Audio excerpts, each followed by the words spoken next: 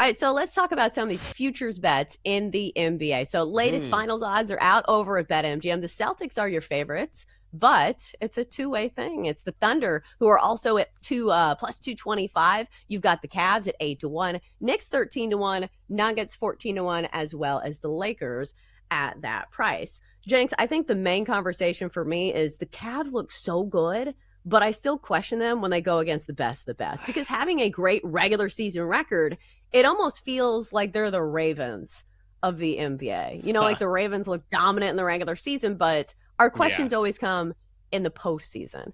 Do you have confidence in the Cavs this year in the postseason? No, I don't. And we'll see what happens in the second half of the year. You have to really believe Mm-hmm. in what you see. Now, they have 3 All-Stars. The talent is there.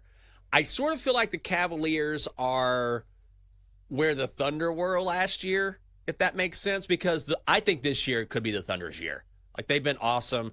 I'm not going to be stunned if they go in and win the NBA title. They and the Celtics right there, the favorites at plus 225. But didn't we feel like last year the Thunder are almost there, but they need a little more seasoning? They need another year to kind of put it together and figure things out. Then they can get over the hump. And maybe they need one more, but they're right there.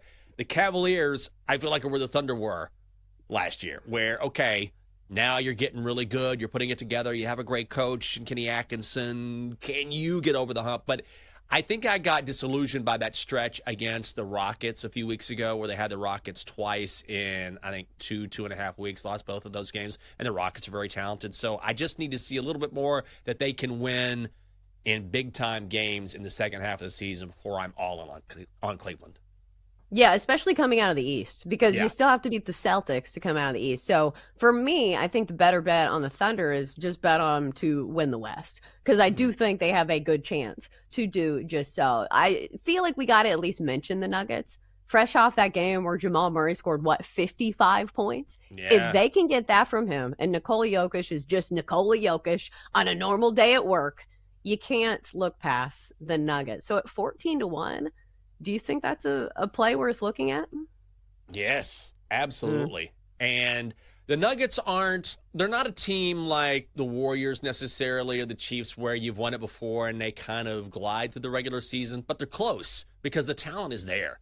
And they've won it before, so they know what it takes. And whenever you have a guy like Nikola Jokic, and you mentioned Jamal Murray, Michael Porter Jr. is healthy, and so having that core group, and also they're not going to stay together. Before the season, those guys were talking about, you could read different previews, and they would say, we kind of know our window is closing. So if we want to win another NBA title, this might be our year to do it.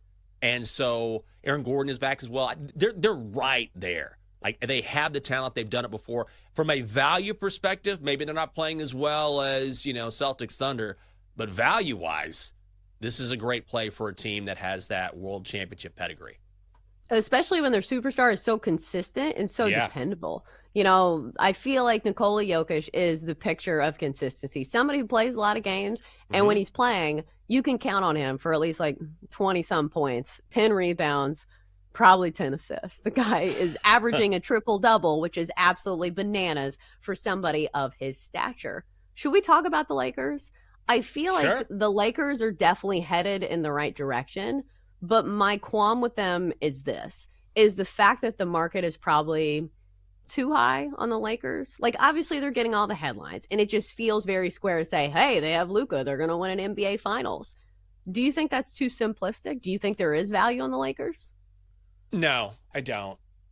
I love the move for Luka. Make no mistake, they stole Luka from Dallas. Like, Rob Pelinka just picked up the phone and was like, what? This is what you want? Yeah, okay. All right, yeah. No. Love you. Appreciate you. Click. I got Luka. Gave up virtually nothing. So for the future, whether it's now, and they could make a run, but for the future, they're set and got their superstar, their next superstar for the next decade.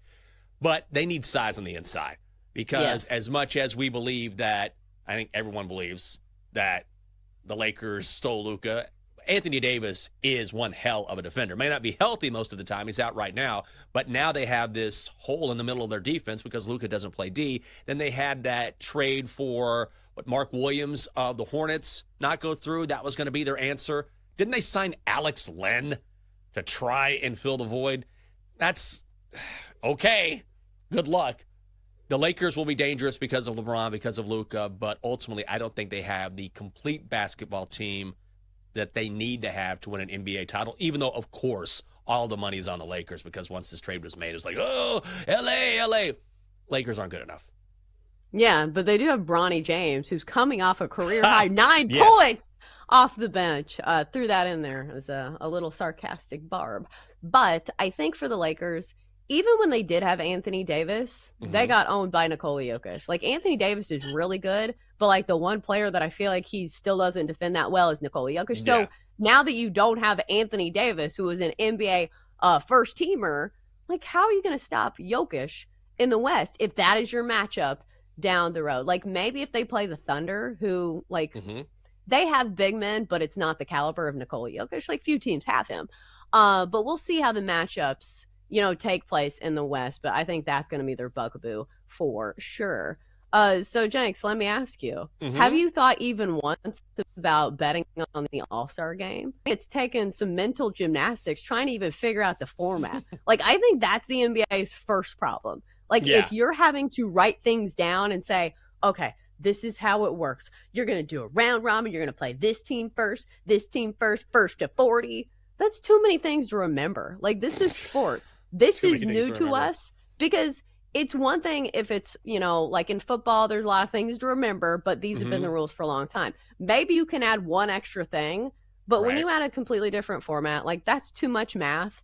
I don't want to do this, especially on the weekend. Well, you know what? I'll bet you're gonna bet on college basketball this weekend. Yes, my play of the day is actually in the NBA All-Star game. I didn't want to bet on college basketball. Is it really? Yes, absolutely. Oh, Jenks. Shaq's OGs, baby. The OGs. Oh, yeah. Yeah, the old guys. Everyone was making funny. Oh, Jenks, you're so old. You remember the Roaring 20s. You were fighting in the Civil War. You were back alive during the Greek god days. Well, this old guy is going to bet on some other old guys to win this weekend. They're the favorites, plus 155, plus money. The only sabotage factor is those young cats that you were talking about. Whose team is that? Kenny's team? Chuck's team? It's Chuck's team. Chuck's team, the global superstars. Oh, the global superstars. SGA, Joker. But remember, Giannis is out. Okay, that's huge. Trae Young took his place. And by the way, the OGs still have guys that are not necessarily old. Like, I don't know. Jason Tatum is on that team. So they're not the LeBron is there, KD is there, Damian Lillard's on that team.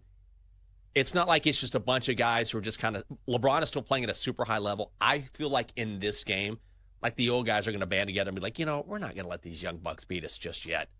And again, it's plus money. That is going to be – I'll go more into it looking at the lineups. Also, Steph is on the OG team. And I'll mention this later. Where is the All-Star game being played this weekend? San Francisco. You don't think Steph's going to show out? That's a factor as well? Yeah. I'm betting on the All-Star weekend. Am I watching it? Probably not.